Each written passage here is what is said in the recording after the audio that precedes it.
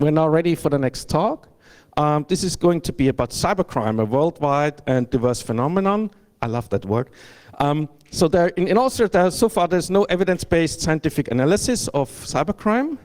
And these wonderful two ladies, with a few other people together, combed through 10 years of court documents, that must be really boring, to analyze and consider those crimes from a crime sociological, legal, technical, and economical perspective. So, this is Without a Trace, Cybercrime, Who Are the Real Offenders? By Edith Huber and Bettina Pospischil. Welcome.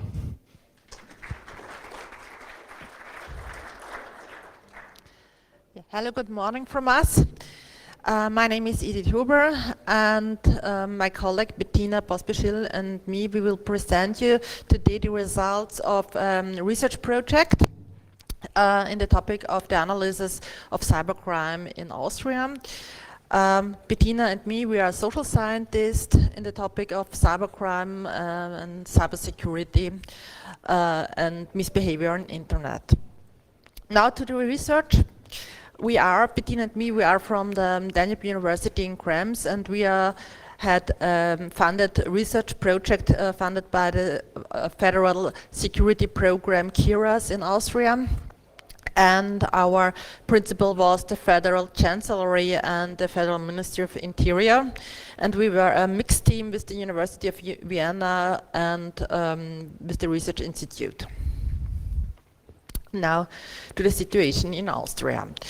Now I've shown you on a slide. Sorry, it's in German, but I think the slide will show you the actual situation in Austria. That's the cybercrime statistics in Austria. The numbers of the prosecutions in the case of cybercrime is increasing. You see this from 2004 to 2017. This is an enormous increasing, and the reason of this increasing is the digitalization here worldwide and here in Austria. But what kind of cybercrime cases are in these statistics? If we speak about cybercrime, we have to define the area, and the definition is always depends on the legal situation in each country and the cultural definition in this country. And if we see the situation in Austria, in general, we can define two types of cybercrime: the core cybercrime and the non-cyber-specific cybercrime. I think you know this definition.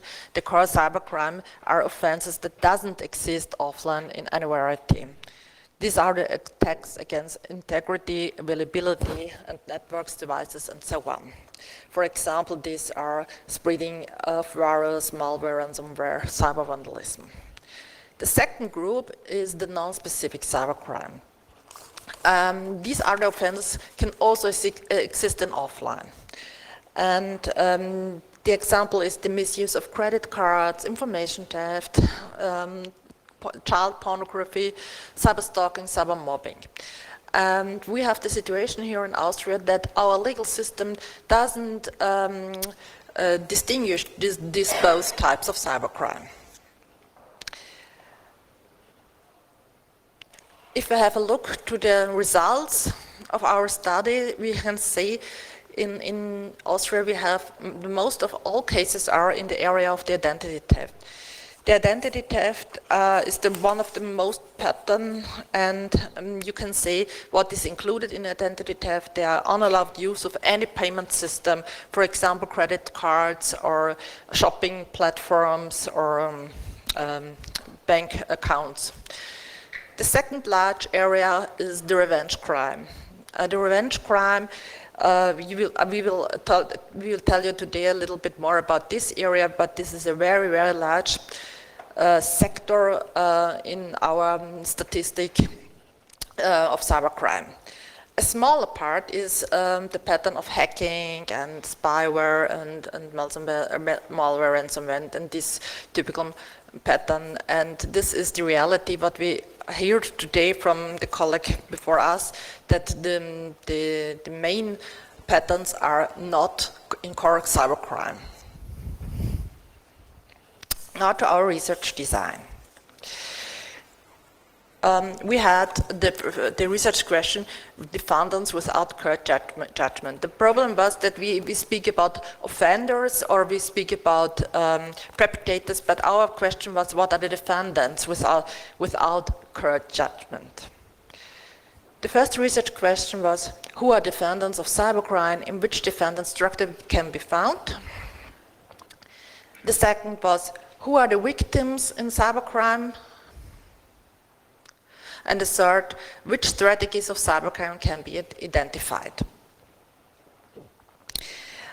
I've told you that our legal basis for our study was the Austrian Criminal Code and his articles, but I have to say this is the basis for our research. It's not a worldwide concept, it's only the concept for Austria.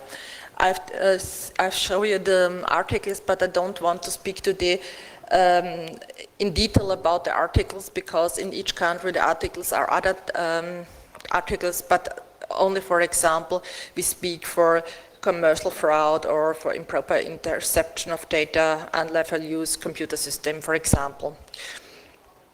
And we can't distinguish these articles between core and non-specific cybercrime. That's the problem in our analysis. But now to the analysis. What have we done? We analyzed CERT files from the Vienna CERT from 2006-2016. And if we have a look to this analysis, we have a population in this time from 5,408 cases. And if we want to see how many convictions we have only 399 convictions. And this is very, very small part. And 5,009 cases are unsolved. And we have asked, what are the typical defendants in this area? Why they are unsolved? What's the problem with this? Now we have spoken with the Federal Ministry of Interior, and they know that we have a lot of identity theft, so they asked us, please do not analyze the identity theft. We know we know the concept of the identity theft. Please analyze the other cases. So we have reduced the population to 2,720 cases which are unsolved. Then, after this, we have had analyzed a sample from 20% in this time slot. It was a very, very hard work because we have to sit in the court. You cannot move the court files at home. Nothing is online, everything is offline. You can see the picture. That's a typical court file picture for one cybercrime act. Okay, what we are talking about now to the results. If we see the unsolved cases. We have 37% unknown defense and 63% known defense. Please note this is only for the Austrian situation. You can't compare it with other countries. And now for this, only for this time slot. Who are the defendants?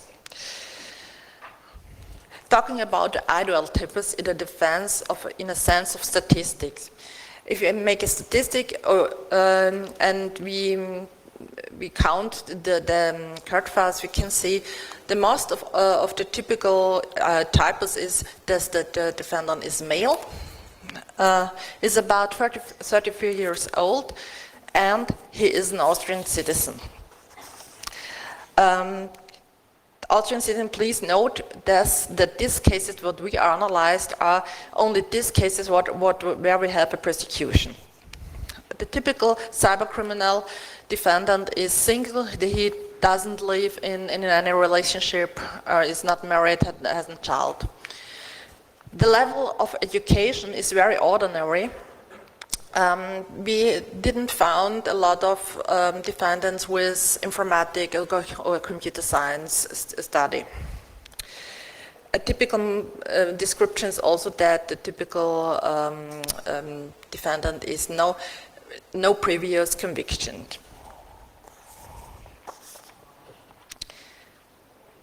Now to the analyze. We have found 5 typical motivations. that we will now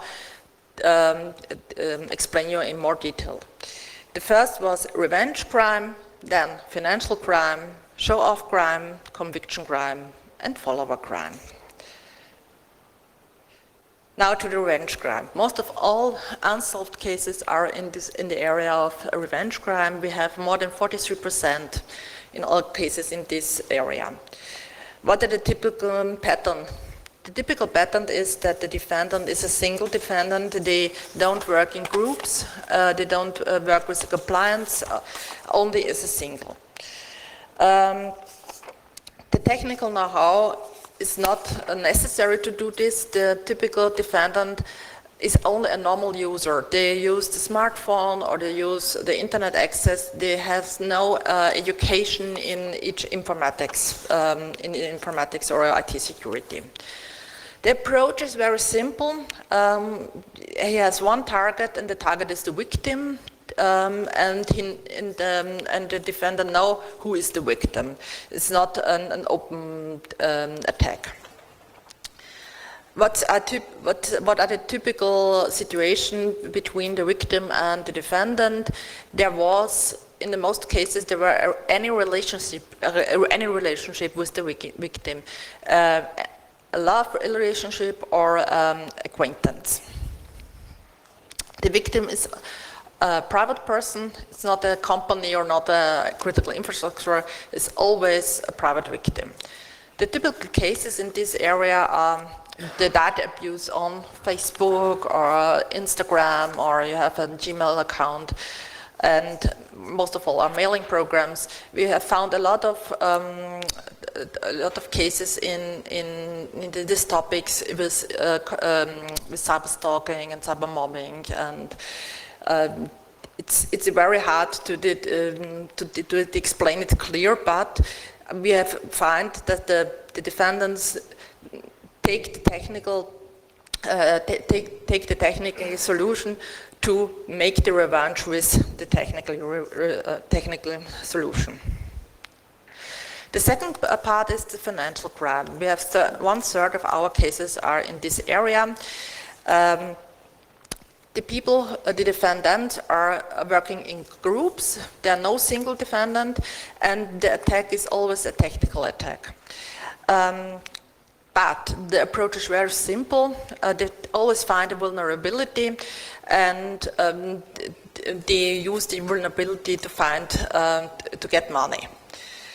What's also a typical pattern, there's no relationship between the victim and the defendant. The victim is a private person, a company, or a company. The typical method is phishing, social engineering, or crime as a service. Now, Bettina will tell you more about the show-off crime. Hello. Hello, can you hear me? Yeah, okay. So I'll take over at this point and I'll tell you something about the next 3 motivational types. Maybe a bit more thrilling for you because they're in the spectrum of the cyber-dependent crime and not the cyber-enabled crime. So a bit more thrilling for you maybe. So the first one is the show-off crime. We had 13% over here in our sample. And as the name say, the show-off crime, defendants of this type, they need an audience. They want to show their technical skills and their technical know-how. And they normally act in groups of more defendants and are mostly young men, young boys. They have a rather complex approach. So maybe you would say it's not complex for you, but regarding the other cases, it was. Because they are one of the smaller group that use wheeling measures. So they really try to not get caught. In most of the cases, they use technical attack based on tools. So we did also had DDoS attacks over here, but in most of the cases, it was like copying the code out of the internet and use a SQL injection. Maybe it was one case. The defendants of this type do normally not have a relationship to the victim, and the victim is mostly an authority or a company. So we did have a few cases in which there was a private person victim, but normally there were authorities or companies. And the most common cases are that it comes to data corruption and to access to personal data. So as an example, there was and maybe I think you know this case, the Anonymous Austria case, is to sample in this show-off crime because the defendants, they got the personal data and they wanted to spread it to show the audience what they achieved, and they posted it in a blog and in a forum and wanted to show what they achieved. The next type is the conviction crime. We found 5 persons in our sample of this type. The typical thing from the conviction crime is that the defendant wants to spread his ideals and his ideas. So it could be religious stuff, could be radical appeals. And so it's kind of a bit like the show-off because there was a certain audience, but not for the person at each, but for the content they want to spread. So they normally have also technical attacks because in most cases they get access to a homepage or a website because that's the place where they can spread their ideals in the best way. And they also act in groups of more defendants. They normally do not have a relationship to the victim, and the victim could be anybody who has a homepage or a website. The worst thing over here is that the damage for the persons who own these websites is a lot of damage. In this case, that there is a loss of reputation, because if you do have a company and the website has these contents from radical appeals and prohibited contents, then that's not really positive for the institution itself. And the last type is the follower crime. We had 4% over here. That's something like, it's a group with the, let me say, the smallest criminal energy, because they need an enabler of the crime, so they come often together with the show-off crime. Let's say the case of Anonymous Austria. They posted information in the forum and the others saw, oh, there's personal data and there is a keyword, I can try that out, and oh yeah, they did cybercrime, they leaked and didn't know about that. Or they said they didn't know that. So it's kind of, they're not aware that they're doing something that's not official, or they just say they didn't know that and just wanted to try that out. So they act out of a community because they need to get the access to these forums and these blogs, but it's not like it's a technical attack because they see the vulnerability and just take a chance and try it out. So it's a simple approach and they use existing data. They normally do not have a relationship to the victim, and normally it leads to data corruption and access to personal data. So let's talk about the victims. Regarding our sample, we found out about 2 types of victims. The one are the private individuals and the other the institutions. Regarding our sample, we found more private individuals as victims. So we had 58% of the victims as private persons. When we're talking about private persons, we mean individuals on their own, groups of private persons, and persons of public interest. The vulnerability in these cases was commonly naivety, unawareness, and a lack of security. Just when my colleague talked about the revenge crime, it's like you say your keyword to your partner, then the relationship ends and he uses it against you. So it's not like, yeah, you could have the smartest keyword on earth, but if you tell it, it won't work. So it's more a naivety and lack of security than something like hacking into it. The consequences in these cases are mostly mental harm, loss of information, and financial damage.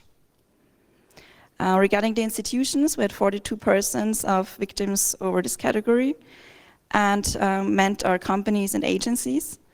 And the vulnerabilities over here are publicly known vulnerabilities, but also the lack of security. So we're not talking about zero-day exploit, we're also talking about the same thing, namely a keyword that's 1, 2, 3, 4, and I'm talking about a critical infrastructure. So it's not like there have to be a really complex hacker who gets in the thing, no. We do have critical infrastructure agencies in Austria who save their stuff with 1, 2, 3, 4 keywords. So the consequences are the reinstatement costs, the loss of information, financial damage, and also the loss of reputation, if we're talking about agencies. So what are the strategies of cybercrime? We tried to paint a picture of the complexity of the offense, but if you're looking at this slide, you have to keep 2 things in mind. The one thing is we looked at the cases that got to court.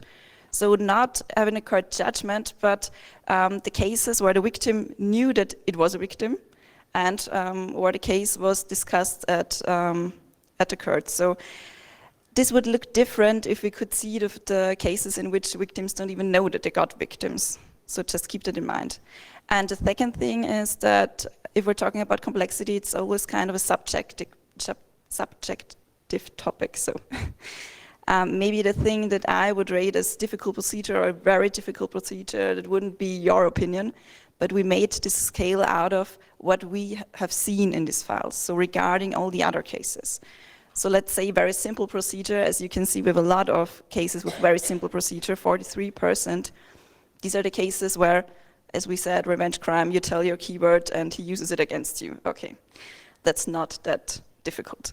But if we're talking about difficult procedure, that maybe could be a DDoS attack, or very difficult procedure could be spyware, perhaps, or crime as a service.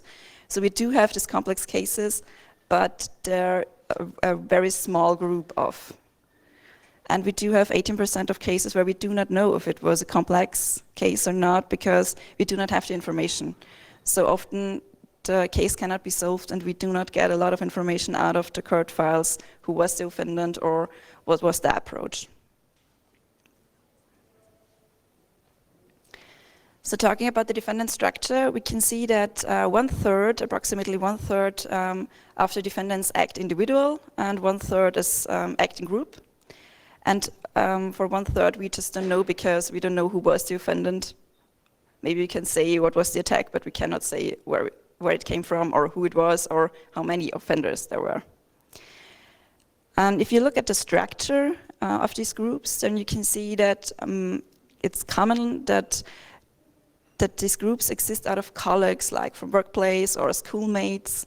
But there are also these hacker groups which come together over, mostly online, or their interests, and they come together for the special reason of doing something against the legal stuff, so getting a hacker group, and they make a forum with their own name, and they have the aim to do things like cybercrime. And we also saw groups getting together, kind of peer groups, and out of friendships and of family. So we heard at the beginning about the non-cyber-specific cybercrime and the core cybercrime. So I just want to repeat it again, because we saw that in our samples as well. And regarding, to keep it in mind, the files that got to the court, we saw 56% of cases in a non-cyber-specific cybercrime. So the things that we do not usually mean when we're talking about hacking and cybercrime. These are the cases where you do not have wheeling measures, and the common attacks are data breaches and attacks on networks. So we are again with the revenge crime and this stuff. But we do have 41% of core cybercrime. When we're talking about that, we see that we have different wheeling measures, just like multiple or wrong IP addresses, VPN encryption, and also the use of the Tor network. Maybe that doesn't sound that complex, but if you look at the court files, you can see that sometimes a VPN encryption is enough to get the case not solved. The common attacks over here are the attacks on network service, but we also had distributed denial of service attacks, phishing, tool-based attacks, and we also had cases of crime as a service.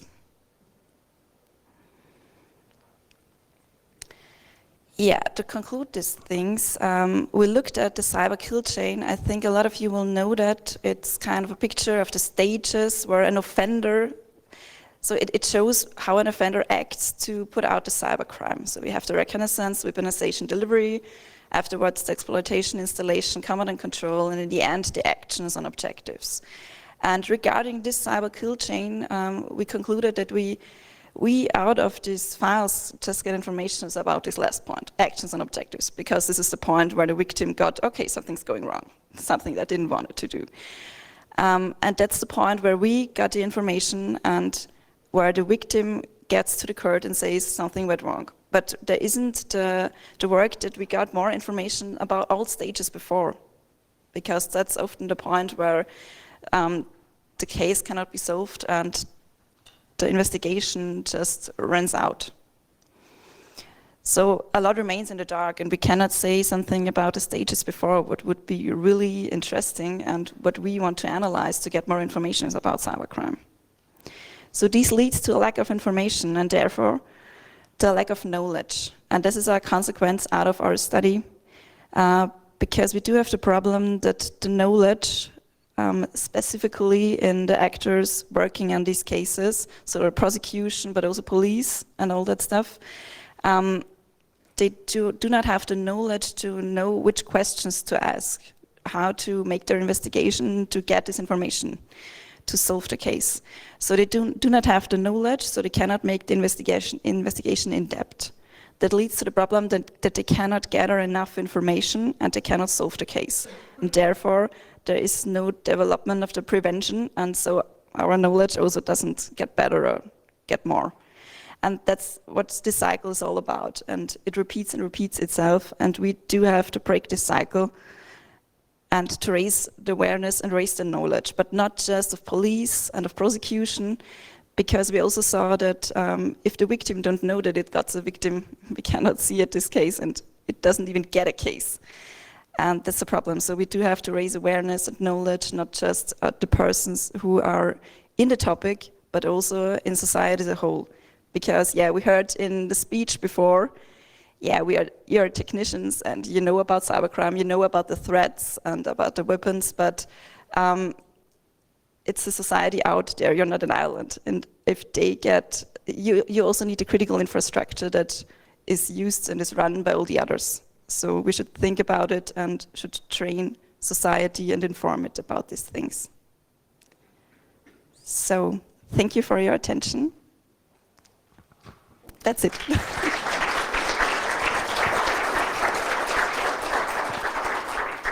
Thank you, awesome. Way in time, I don't even need to use my timesheets, perfect. So we have more time for questions. So please, if you have a question for those two wonderful persons up there, raise your hand, I will come with the microphone to you. Don't be shy. Yeah. Who was first? Hi. Okay.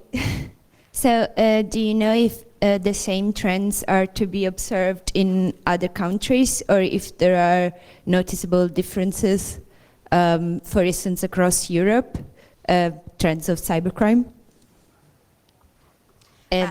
You mean the cases that are consumed under the slogan cybercrime, so the paragraphs maybe? Yeah, I'm mostly referring to the graph that you showed at the start, where you showed the main trends in Austria, where identity theft is the most prominent. Yeah.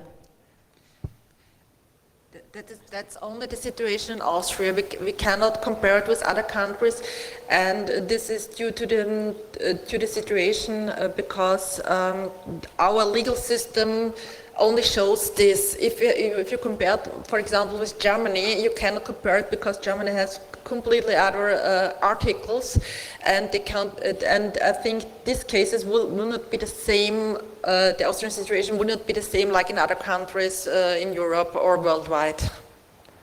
Because the reason is this identity theft is very much this 148 paragraph, and that's a paragraph that's specially for Austria, so we cannot say if that's the same in Germany.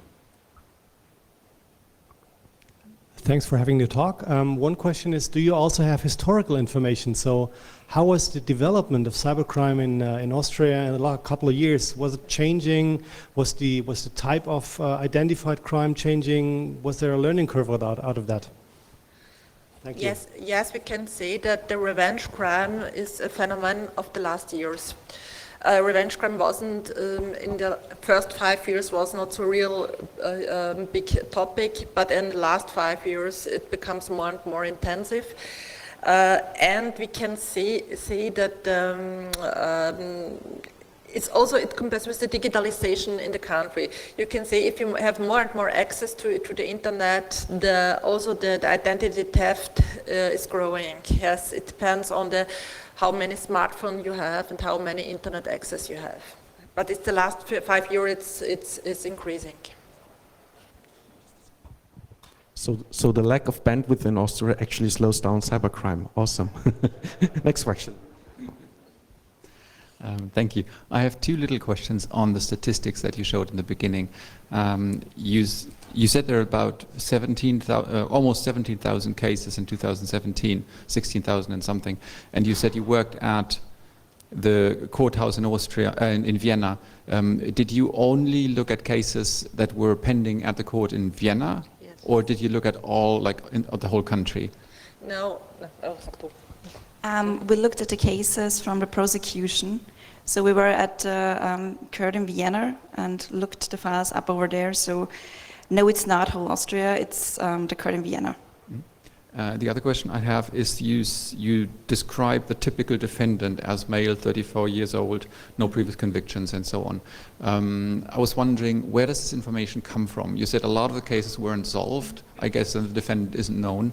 Does this only reflect the cases that have been solved or cases where there have been suspicions about people? No, it's about the cases that have been solved. Okay. So we can't just say something about the cases where we know who was the defendant, and out of this information we made this ideal typus, so saying if that's the common person, but especially we did have other cases, but especially the things you said. So I think we had very, very few cases with women, especially. But yeah, of course. So the information is just out of the cases where we do have the information about the defendant, so about the solved cases. Last question. Is your research results, are they public? Is this somewhere published? Yes. If it's published. Yeah, we made our second analysis. We also made a first one. Do you want to talk about that? Yes, we have two publications. One analysis. The first analysis was were only these cases. I don't show you the slide. Only from the convictions. We have a publication about the convictions in Austria, very detailed. Who are the offenders? Who are the victims? How is the situation? And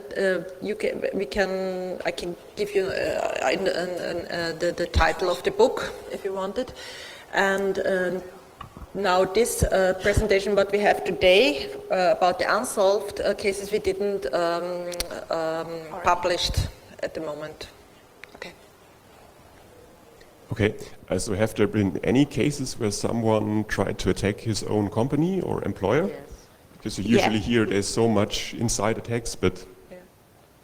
We had these cases, but funny, we had these cases more in the conviction crime, so in the crime where there was a judgment, because there the defendant was, say, more easily found. Yeah, we had these cases. It was, but if you like to read more about it, you can buy this publication. We wrote about it because there is a lot to tell about. But especially we can say that there were these cases, and it was not like that were the super well-educated technicians, because it was more like I do have the access to this data and misuse the trust relationship from my company to have the access to this, and I use it and I copy it and I take it home and I delete it in the company. So we had more these cases than a special technical attack against their own company. One pattern is also that the economic crime is that the offender is older, in the age between 37 and 40 years old, and the offender is better educated than the typical statistic, better than this ideal types. Hi. So my career, 12 years, has been spent right on the intersection of digital and legal. So this talk is fantastic, absolutely right up my alley. Currently, I'm working for Azure's Security Operations Center. We're the main technical interface for law enforcement and national security requests against Azure. So kind of wondering, my whole career, I've gained a lot of experience in knowing that judges, attorneys, law enforcement tend to lag far behind in technical understanding. And the slide that you had, about more information is needed, more information needs to spread is utterly compelling. That's a lot of what drives what I do. For anyone in the room or yourselves, are you aware of any other groups doing similar studies in other countries around the world? You mean a study like this? Mm-hmm. Yeah. We tried to find that out because but we did not find something like that. No, we were the first study that evidence-based in this situation with this method, yes. Okay, understood. Thanks. And thank you. Just a sec. I'm not running. That's going. Don't have it's to not run. going to end well. We're on time. In your opinion, are the Austrian laws current enough or up to date enough with the current cybercrime things that are going on in the world today? And did you make any recommendations based on what you found on updating the laws to cover more things or things that aren't being covered currently? I think that's a question you have to say. We heard in the first speech a lot of the things that are coming and a lot of foresight. But if you look at the picture, it's more like we have to, I think they have to get the knowledge to make the cases they already have now and do not have to think. So they should think about the things that are coming, but maybe they should start with the things that are now here. Yeah, I think there is a lack of knowledge, and I think there should be more education at this stage. And we found it out, the lack of knowledge is not only in the court, with the legal personnel, we have also the lack of knowledge in the police, because somebody goes to the next police office and say, I have an attack, and we know that the police officers in the stations don't know what should we do now. That's also a problem. So I hope that was the answer for your question. If not, just raise your hand, I will come back. Hello. Is there a dedicated cybercrime division within the police force? And if so, how does that work? Sorry, I didn't understand that, sorry. Is there a dedicated cybercrime division within the police force? So if there is a cybercrime committed, who do I report it to? What is the procedure? Because the way you mention it there, it's not clear if you just go to a regular police officer and say, I'm a victim of a cybercrime. So I'd just like to understand it a little bit more.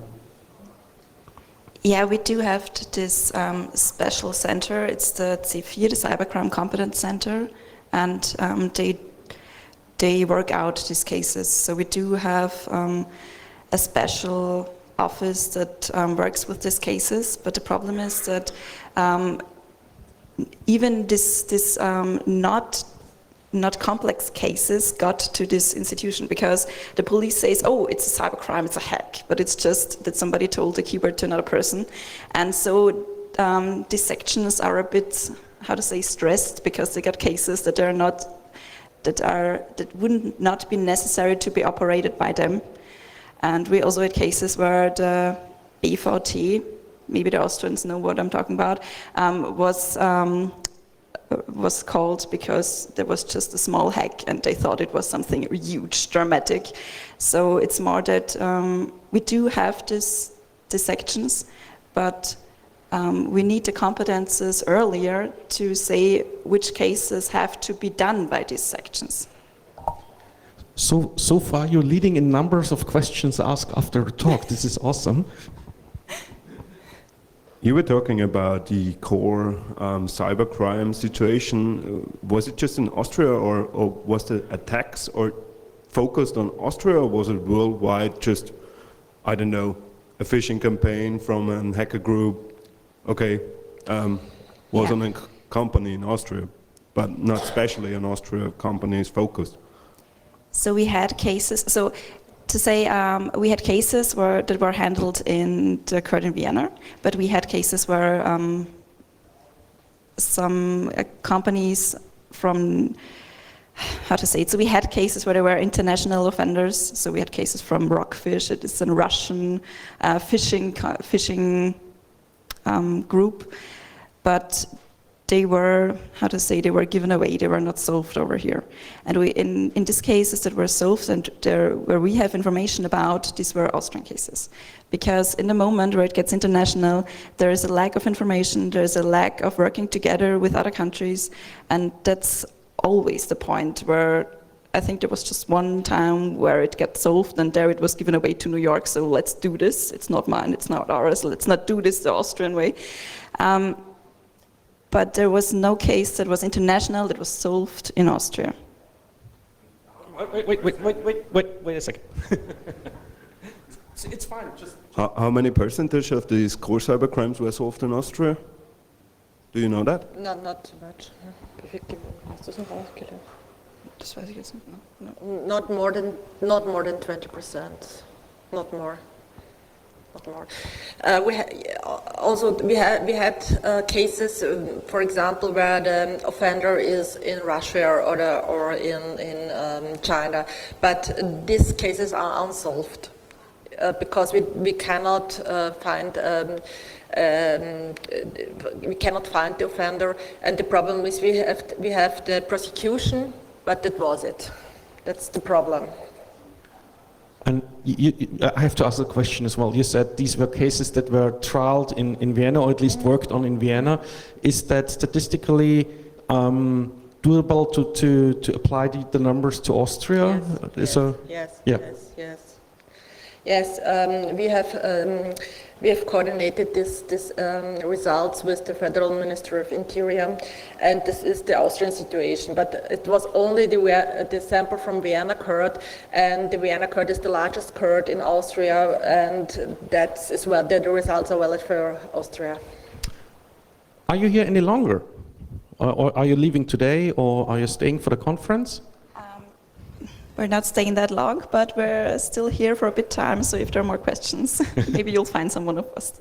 Because otherwise, if there are no further questions, last chance, I would say thank you very much, and please give another very warm round of applause to Edith and Bettina. Thank you.